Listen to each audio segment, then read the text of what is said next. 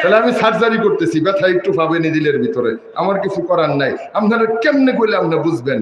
বাড়ি দিছে ফুলারে, গাড়ি দিছে ফুলারে, ব্যাংক ব্যালেন্স দিছে ফুলারে, মার্কেটটা দিছে ফুলারে, জমিটি দিছে ফুলারে, জানাজাটা দেলছে ইমাম সাহেবরে।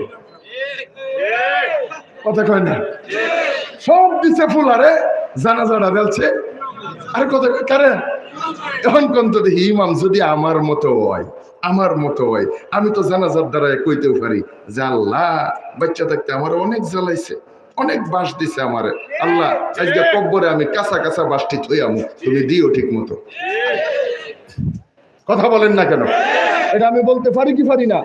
আল্লাহ এটা মরে বাচ্চা থাকতে এর জন্য আমার বেতনটা বাড়ে নাই, এর জন্য আমার হাদিয়াটা হয় নাই, এ আমার চাকরি খাওয়ার লাগে অনেক চেষ্টা করছে, আল্লাহ এরা বানায় লাইবা, ছাড়ায় লাইবা, আল্লাহ এমন ধরা দিবা আর ছাইরো না যে আব্বাটা হার আগে এটা ছাইরো না যে। আমি তো এটা বলতেও পারি কি পারি না? এই জন্য বলেন সবচাইতে নিরাপদ জানাজা আখেরি বিদায় জানাজার নামাজের মাধ্যমে।